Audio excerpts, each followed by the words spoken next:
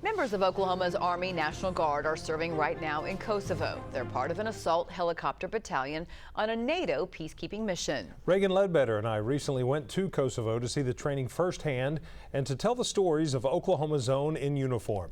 We begin tonight with the mission and the reason the U.S. is there. Kosovo is a tiny country wedged in the center of the Balkan Peninsula in southeastern Europe. Surrounded by mountain ranges and home to 400,000 people, the capital city of Pristina, with its restaurants and shops, hustle and bustle with people on the go. Not far away, a different kind of hustle and bustle is happening as a crew aboard a Black Hawk helicopter is carrying out a NATO training exercise. It's an honor to serve both Oklahoma and the world. They're training members of the Hungarian Army. The main mission of the 244th Aviation Regiment of the Black Hawk Assault Helicopter Battalion is the fast transfer of people, equipment, and fuel. The helicopters can also provide 24/7 medical evacuations and air assault capabilities. 50 Oklahomans are in Kosovo. Yeah, the group that we have here from Oklahoma is a stellar group of soldiers, and I'm very proud to be here with them.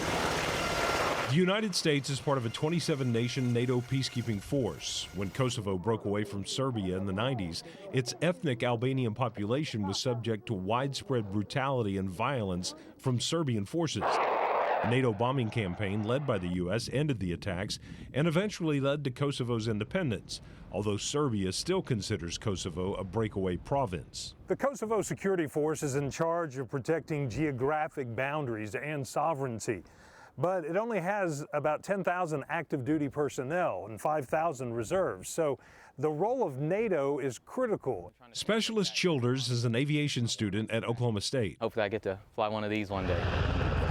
He put his studies on hold to serve his country and works as an aircraft electrician. Being here, I'm really showing the people what Oklahoma's all about, how good we are down in the South, and just the people here, they're beyond nice.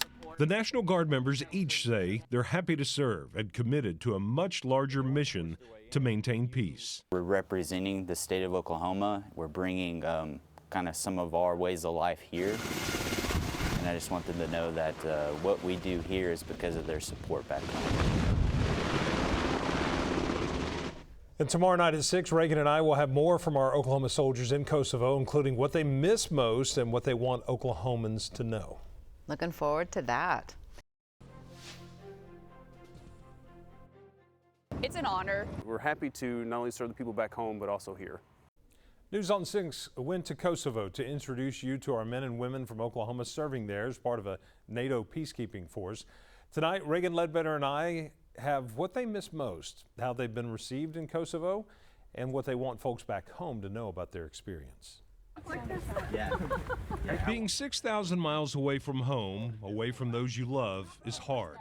Sergeant Shiflett has a 3-year-old little boy back home, and his wife is expecting a baby this summer, another little boy. You have to watch your kids grow up on FaceTime, and you don't get to go to the doctor's appointments to see the ultrasound. So this isn't Sergeant Galbraith's first deployment, but it doesn't get any easier. It's still tough for my wife and my boys. They are constantly telling me how much they miss me. Sergeant Stan Campiano is from Guthrie and says support from home, including cards, letters, and care packages, mean a lot.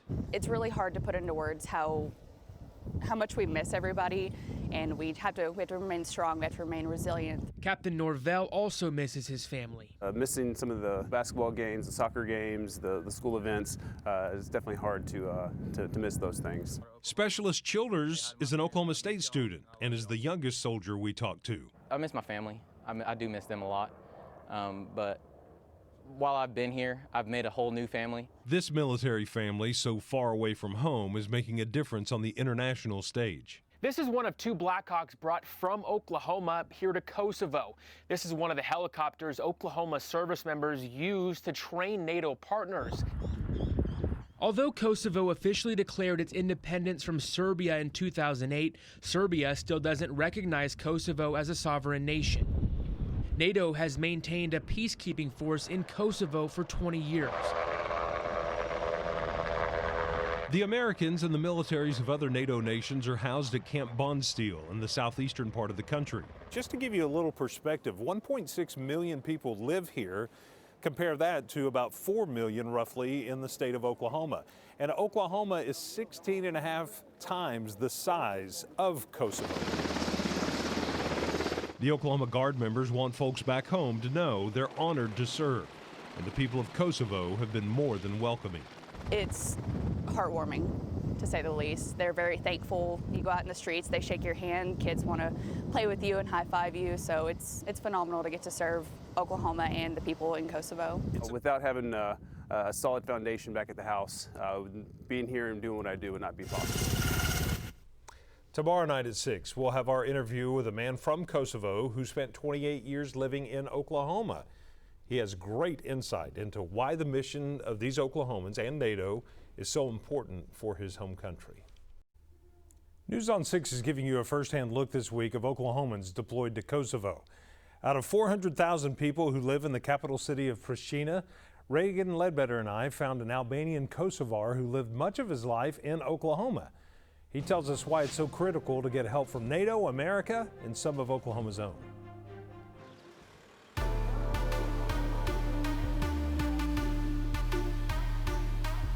As we meet Andi Batucci at one of Pristina's many cafes, he tells us about his time in Oklahoma that started as a high school exchange student and then college at UCO. Found a job, started working, created family. 28 years later, here we are. After those nearly 3 decades as an Oklahoman, the lure of family and familiarity now has him back in Kosovo. Are you an OU fan or an OSU fan? Oh man, you can do that. I'm an OU fan. He's also a huge fan of NATO and its peacekeeping presence in his home country. He followed the violence, strife, and sense of helplessness in Kosovo in the 90s when it split from Serbia, and that led to violence. Having NATO here, I think, gives people some peace, especially with what's going on in Ukraine. And he says having a NATO presence in Kosovo has helped to build one of Europe's youngest countries. At one point, more than 1 million Albanian Kosovars fled the violence in the country. But over the years, thanks in large part to the efforts of NATO and its peacekeeping mission, that's changing, and more people are moving back and contributing to the country's economy. Kosovo is a developing country with an upper middle income economy. It's experienced solid economic growth over the last decade. This is Sergeant Shiflett's second deployment to Kosovo. I like knowing the fact that our presence here brings comfort to the people here. With its mission to keep peace, it affords people like myself to think about also moving here. Batucci hopes it will lead to more educational and employment opportunities for his children. Stability leads to security, peace leads to prosperity. I was shocked to come here and see how much they want us here, and it's an honor to be here. They're doing the right thing, that by being here, they're preserving the peace in this part of Europe. Batucci is proud of his ties to Oklahoma and the role Oklahomans are playing internationally during their deployment.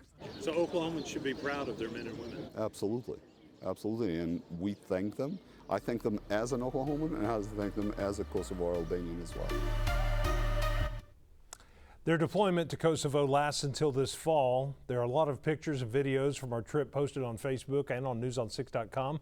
We also have videos of the Black Hawk helicopters in action and greetings from the soldiers we interviewed saying hello to their loved ones.